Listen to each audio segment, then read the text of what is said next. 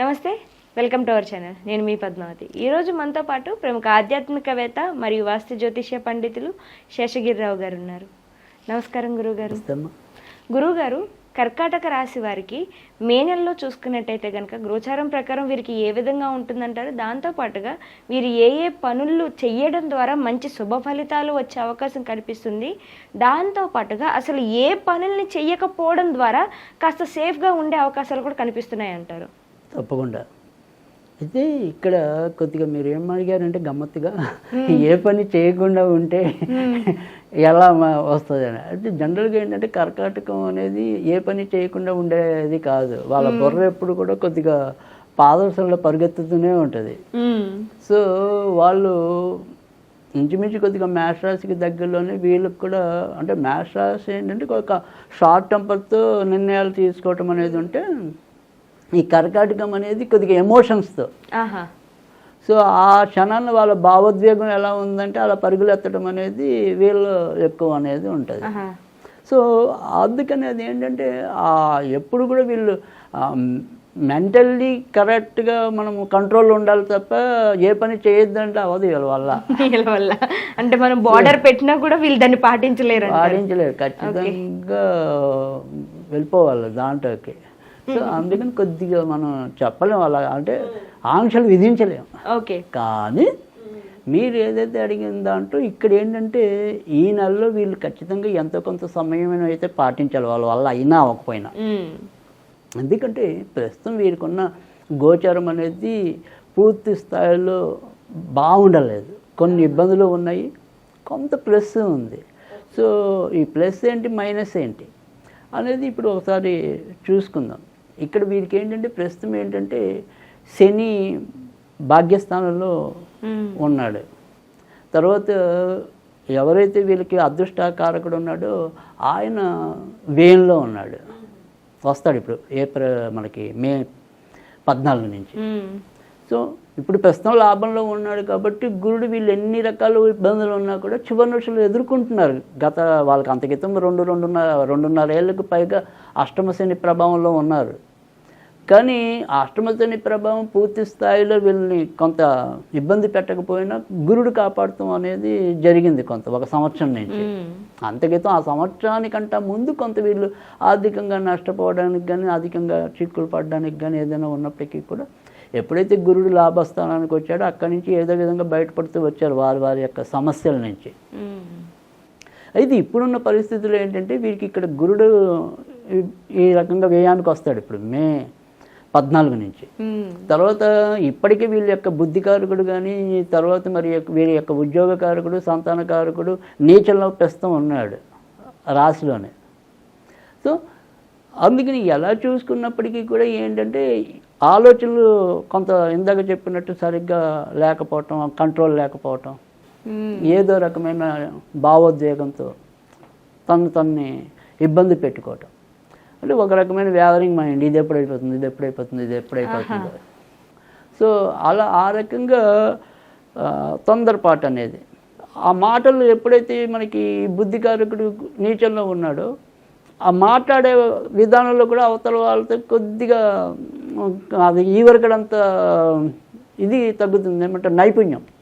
Okay. వ్యతిరేకత ఏమైనా కొద్దిగా వ్యతిరేకత వచ్చే అవకాశం ఉంది. కొద్దిగా ఉన్నట్టు మాట తొందరపడినట్టు ఉండటం, లేదు వీళ్ళ లోపల ఉన్న భావాన్ని కరెక్ట్గా కమ్యూనికేట్ చేయలేకపోవటం.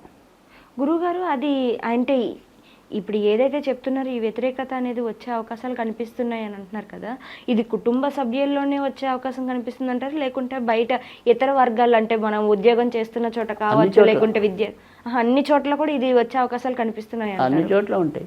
సో మనకి ఏంటంటే ఇంటి సభ్యులు అనేప్పటికీ ఏంటంటే ఇంకొద్దిగా చొరవ ఉంటుంది కాబట్టి ఇంకో మాట ఎక్కువ అంటాం అంతే. సో ఇంటి వాళ్ళని 10 అంటున్నాం, బయట వాళ్ళని 5 అంటున్నాం. సో కొద్దిగా వాళ్ళకి మినాయింపు ఉందేమో కానీ అంటాం అనేది అయితే ఉంటుంది అది.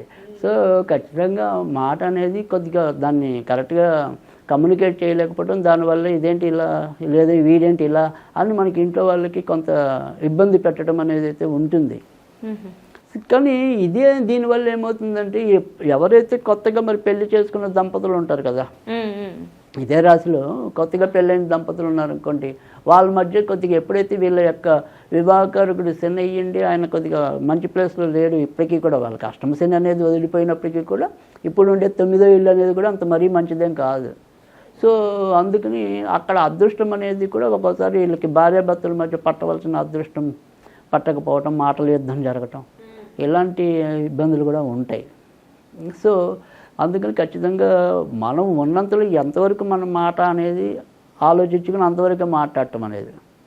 సో తర్వాత రెండోది ఏంటంటే, మీకు లేచిందే పరుగు కాబట్టి మనకి మరి జాతకం అలా పరిగెత్తాలంటే ఇప్పుడు అవ్వదు. సో అందుకని మీరేమో నేను ఇలా క్షణికావేశానికి లోనైపోతాను, నా భావోద్వేగాన్ని కంట్రోల్ చేసుకోవాలని గ్రహాలన్నీ కూడా నాకు వచ్చే దగ్గర కంటే రావు. సో అందుకని కొద్దిగా ఆ సంయమనం అనేది అవసరం. ఖచ్చితంగా మీరు ఓపిక పట్టండి, మంచే జరుగుతుంది. ఎందుకంటే తర్వాత ఇప్పుడు లాభస్థానంలోకి మళ్ళీ మే 14 నుంచి రవి వచ్చాడు. అందుకని కొద్దిగా ఓర్పు అనేది, ఈ కంట్రోల్ నేచర్ అంటే మాట్లాడే విధానం కానీ అవి కానీ వాటన్నిటిలో కొంత జాగ్రత్తలు తీసుకొని నెమ్మదిగా మీరు వస్తారు ముందుకి. సో కానీ ఇవాళ అనుకున్నది ఇవాళే అయిపోవాలి అనుకుని ఆశపడటం మటుకు దురాశ అవుతుంది. సో ఆ రకంగా జాగ్రత్తలు తీసుకోవటం అనేది అవసరం.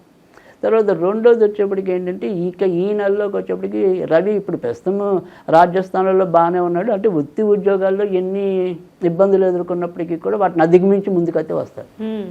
సో అందుకే నేను అన్నది ఏంటంటే, కొద్దిగా సంయమనం పట్టండి. ఎక్కడైనా సరే మీరు మాట జారద్దు. సో ఉద్యోగాల్లో మిమ్మల్ని కొంత ఇబ్బంది పెట్టే మనుషులు ఉంటారు మిగతా గ్రహస్థితి వల్ల, కానీ మళ్ళీ లాస్ట్కి వచ్చేప్పుడు మిమ్మల్ని అర్థం చేసుకుంటారు అక్కడే. ఈ స్వల్ప వ్యవధిలో అనవసరంగా మీకు ఈ వరకు ఉన్న మంచితనాన్ని పోగొట్టుకోవద్దు. సో కొద్దిగా మీరు ఓర్పు పట్టండి, బాగుంది. తర్వాత మళ్ళీ గ్రహస్థితి అంతా, ఎందుకంటే మళ్ళీ కుజుడు ఏదైతే నీచం నుంచి ఇంచుమించు జూన్ 1st వీక్లోకి వచ్చేప్పటికి మంచి ప్లేస్లోకి వస్తాడు. సో రవి కూడా మళ్ళీ లాభస్థానానికి వస్తాడు. సో అద్భుతంగా మళ్ళీ ఉంటుంది. సో ఉండే 10-15 రోజులు మీరు పాటు చేసుకోవద్దు. సో అందుకు కొద్దిగా మీరు ఓర్పు పట్టండి. మీరు అనుకున్నట్టుగానే ముందుకు రావటం అనేది అయితే తప్పకుండా జరుగుతుంది. ఇక కొత్తగా పెళ్లి కావాలి అనుకునే వాళ్ళకైతే కనుక వాళ్ళకి కూడా ఇంచుమించుగా మే 14 తర్వాత దాటిన తర్వాత నుంచే బాజాలు మోగటం అనేది ఉంటుంది తప్ప ముందులో అయితే కొద్దిగా కష్టంగానే ఉంటుంది. కానీ ప్రయత్నం అయితే ఆపద్దు. సో కానీ ఎక్కువ ఫలవంతం అయ్యేదైతే కనుక మే తర్వాత 2nd వీక్ తర్వాత నుంచే ఎక్కువ ముందుకు రావటం అనేది అయితే ఉంటుంది. తర్వాత ఇంకా విద్యార్థులకైతే కనుక ఖచ్చితంగా మంచి అనుకూలమైన ఫలితాలు అయితే ఉన్నాయి. ఇంకా మనకి ఎప్పుడైతే జూన్ నుంచి వస్తారో మరింత మంచి ఫలితాలు ఉంటాయి.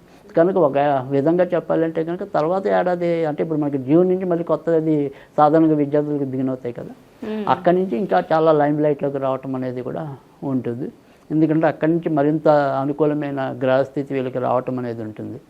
కనుక విద్యార్థులకు కూడా పర్వాలేదు. వ్యాపారస్తులకైతే కనుక ప్రజల నిత్యావసరాలతో ఉన్న వాళ్ళకైతే కనుక మరింత మేలు జరగటం, అంటే పప్పు దినుసులు అంటే కిరాణా సామాన్లు, పాలకు సంబంధించినవి, నీళ్ళకి సంబంధించినవి, ఇలా ప్రజలకి నిత్యావసరాలుగా ఉన్నవి ఏవైతే ఉంటాయో వాటికి సంబంధించిన వ్యాపారాల్లో ఉన్న వాళ్ళకైతే కనుక మరిన్ని మంచి ఫలితాలు పొందటం అనేది అయితే ఉంటుంది. కనుక వ్యాపారస్తులకు కూడా పర్వాలేదు. సో రాజకీయ రంగం వారికి కూడా ఈ నెల అనుకూలకంగానే ఉంటుంది. కనుక వారు కూడా భయపడాల్సింది, బెంగపడాల్సింది అయితే ఏమీ లేదు.